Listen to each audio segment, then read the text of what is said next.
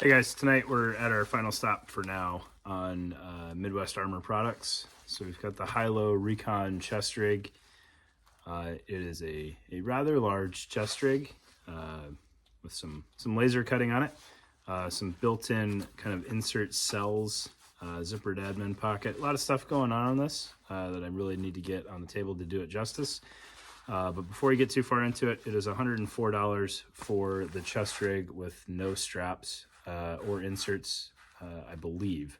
That was a little unclear on the website, but let's just go into it with the assumption that you don't get the inserts.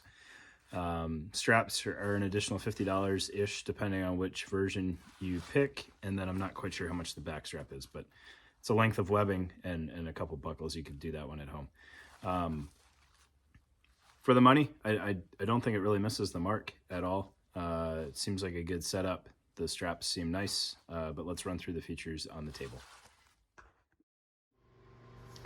All right, so looking at this Recon chest rig from Midwest Armor, it's a little similar, I think, having not had one on hand, in layout to the Tracer Scout. But there's some interesting features on here, and I don't think it's a bad base option by any stretch of the imagination. So you have a 2-cell pocket on each side and then a 3-cell pocket in the middle, which gives you the potential for 7 mags on the first layer of kind of what you've got. Really the only built-in layer, but you can fit 7 mags in elastic inserts, right? And these inserts are hook and hook. The pockets are loop on loop, right? So I can't keep track of who makes what anymore, but all of these are fully reversible if you get some kind of goofy setup, like if you want to do subgun or pistol mags or something, you should be able to flip your inserts just fine, as long as your inserts are hook and hook. All right, so that's kind of the meat and potatoes of your initial load carrying capability. But then the face of each of these is also laser cut moly, which will, I think if I had to throw out like one initial concern on this rig, it's kind of a short rig, right? It doesn't have the height to support some taller pouches as well as it could. Maybe that's an issue, maybe not, and we'll talk about maybe an easy way to fix that as we keep going, right? But you do have a moly face on all of this. If it was another inch taller, you could put standard rifle mag pouches on here, but it's one row short to fully mount them the way that it is right now, right? But you could absolutely play around with your inserts. So if you really wanted a radio, I think one of the best bets would be to get an insert made for the radio and then just kind of see what you have left in the pockets here. I do think there's enough room that if you had kind of a radio optimized pocket, you could still get a rifle mag beside it. But the way that this sits right now, like these cells are too tight for the radio. So maybe if you had a single cell rifle mag and then just kind of the radio with a retainer in there, that would work out fine. And you don't really need like super good, side to side retention on your radio. You just need over the top retention.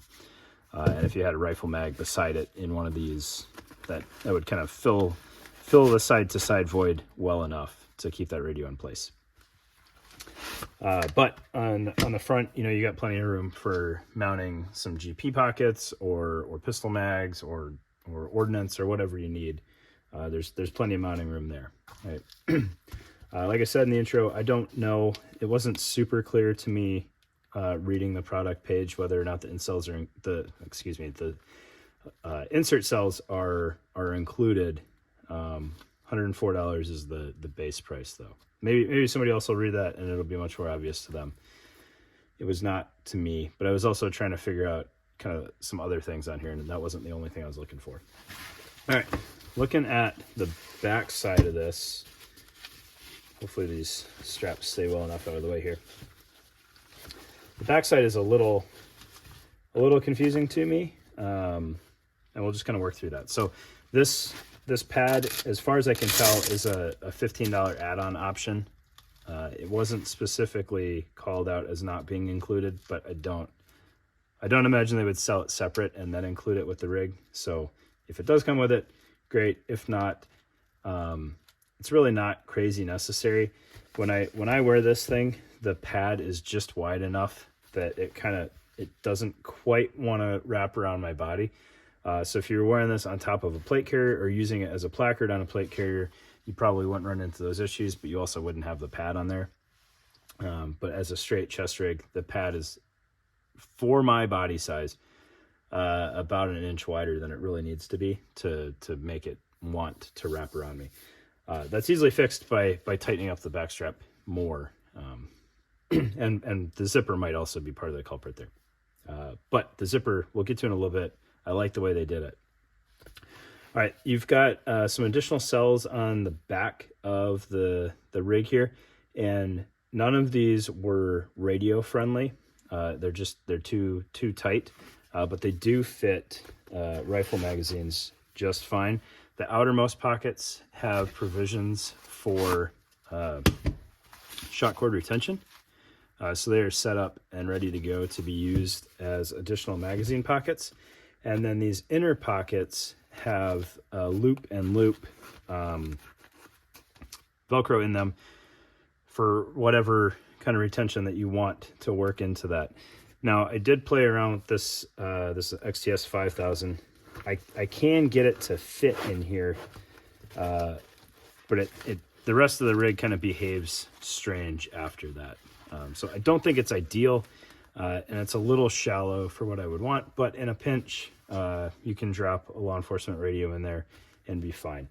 A 152, even if it fit, is going to be a bad idea in there, because it's just going to be so stinking tall that it's not going to work out well. You're not going to enjoy yourself with that. Okay, so those setups are mirrored. I checked on the website to see if this was built for anything specific, and they just were using it as kind of general purpose area. Throw a tourniquet in there or some other miscellaneous IFAC type items. You could probably fit a right in the rain skinny notebook in there with a pen or something if you wanted. If that's all the kind of admin stuff that you wanted, it would fit in there just fine. All right, looking at this zippered pocket, we'll get the harness kind of out of the way. The zippered pocket took me a little bit to figure out. It's kind of interesting, but in the end, I like the way they did it. So the zipper, you can see, is a little bit wider or just as wide as the front pocket. It's wider than the insert, which is important because in here there's loop and loop, which allows you to drop a second 3-cell insert into the admin pocket if you wanted, and it will retain it well. And the bottom opens up completely, so you can hang a dangler off of here, or if you need the space for the magazines to sit in there for an insert, you can open that up and your insert will kind of negate that, and then you can fit another 3 mags in the open zipper. If for whatever reason you wanted to still use the zipper, you could throw some 20 rounders in there, have an additional 60 rounds kind of in the chest rig, and then there's this other flap that is your kind of open admin pocket there. So body side, this does not have a pass-through on the bottom. That is a sealed pocket there. It's also sealed on the sides. Every once in a while, chest rigs like this won't seal the side, and your stuff can kind of vanish. It is sewn to the center portion, so you could use that for whatever admin type supplies that you needed to throw in there. I don't have my tablet handy to see if it would fit like an ATAC tablet, but it would fit a phone for sure, with plenty of space there. Do a sideways PMAG with a base plate fits in there. If that helps you judge how wide it is, I apologize. So yeah, we kind of already talked about this. Can take an insert, or it can just support a dangler if you want. The only kind of interesting piece there is if you're not going to have an insert in here and you are going to use the admin pocket, I would recommend getting just some hook sewn to hook to kind of keep that stuck there, so that you're not trying to reach into this portion when your admin stuff is behind that flap, or two, in a hurry kind of throwing stuff back in here, especially like pens or anything with kind of a point on the bottom that could potentially work through that Velcro on the bottom and find its way out. I do think this is a really smart way of doing this, and it only costs you one layer of Cordura and a partial layer of Velcro to give both options there, especially with the width being wide enough that you can fit a full 3-mag insert in there. I really dig that. If you needed to use this rig for 7.62, it works out really well as well, because you could do side-by-side 7.62 mags in the back real easy. You could certainly fit 2 7.62 mags in the front and then another one on each side. So at a minimum, you could have 6 7.62 mags in there if needed, without too much drama. All right, that's kind of the chest rig portion, and then let's look at the straps. So I did not play around with the laser cut straps too much. I played around with these a good bit because they were more appealing to me in function. Very nice H-harness adjustment from the top side buckles there, and then obviously you've got the back strap. The height adjustment on what is truly like the straight vertical adjustment is a little lacking. They've got these nice buckle covers here with the cutouts to allow you to actuate those buckles. I appreciate that, but it kind of limits the function of what you're going for. If you needed to drop the chest rig or raise the chest rig, you could undo where the buckle is mounted in there. It's going to fight you and kind of be a nightmare to do. But you could probably finagle that buckle off of there, and then you could bring it up as high as you wanted. And the way these are sewn, it would just run behind the vest and not get in the way of your zippered pocket. So you could do that. You would just lose the kind of fancy cover there. Not a huge deal. I like the elastic coming off the side there, and there is some padding in here. Fully loaded out, this chest rig could get a little hefty, so there is some padding in the strap, which I appreciate that. And then the Molly Daisy chain running up. This set of straps, again, buckle cover's nice, but if it doesn't fit you immediately out of the box and you want to raise it up, that's kind of wasted. And then a little bit more elastic running up here would be sweet. It's kind of reminiscent of the old London Bridge chest rig shoulder straps, but those things just had like all the elastic. Somewhere in between would be ideal. It is a very nicely made. You've got your back portion here is squadron leading into more traditional Cordura with padding, right? The other set of shoulder straps, obviously I did not mess around with at all. This is a more low profile H-harness. Again, same Velcro in the back half there. Again, your buckle is kind of hidden in here. This one looks even harder to try to finagle out if you had to. Just hanging on some webbing in there. But that one, again, if you could get it out, which you should be able to, it might just be difficult. I'm not sure if I can push that through there. It's trying. You can kind of see the webbing loop in there, maybe. Again, you could rise that up if you needed to. Just a more low profile version. What's interesting is they switch from the horizontal webbing here to the vertical webbing, or I'm sorry, however you want to look at that. They change their orientation as they go higher on the risers, and then you've got these kind of circular cutouts here. It might be still a little tight on like a cattail or something like that, but the strain relief is there, so if you could get your antenna through there, it would work for it. It'd be nice to see those holes be a little bit bigger so you could route antenna cable and then keep it protected all the way up through the strap and then come back out in the back. But you could easily do that just by running it through the laser cut portion there as well. The change in orientation is interesting. It will allow your buckle to mount for these first 3 chunks which I believe is probably why they did that way, and then flip the orientation on the back. Ironically, that would keep you from mounting a pouch on your shoulder strap, especially if you had kind of a lower slung chest rig.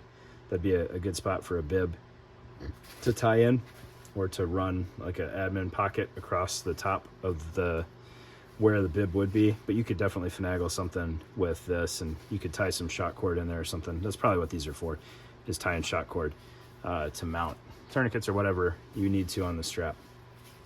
So I liked the padding with the chest rig being as big as it is, but these straps are actually pretty dope for a lighter weight chest rig, or if you're running it over armor and don't need the padding. All told, really cool chest rig. I don't think the price is bad at all. Other variations that I would kind of like them to at least explore is not having the side cells and having molly right there, so that if you needed to mount a longer pocket, it wouldn't be quite as awkward kind of pulling on the top of the cells. It would just be on the chest rig. And another option would be, kind of leaning forward on potentially having a radio in here, is potentially eliminating one of these cells, and where the empty spot is, have some molly on the back face, so you could run a radio pocket and it just hang out from the bottom of the chest rig. Another option would be on these side cells, where obviously the front is going to be optimized a little bit more for magazines, but have these be open bottom cells, so that if you needed to run a longer item in there, it could hang out a little bit more. Or with it wrapping around the body a little bit, even for magazines, if you've got your magazines kind of riding high in the middle, where they're well within your reach, instead of riding them high on the sides where they're up into your armpits, to start with, maybe you could run it so that a little bit of the mag hangs out in the bottom. Don't have quite as much purchase there, but it's in a more optimal spot for your arm to reach it. I don't know, purely personal preference. Nothing wrong with this the way it's set up already.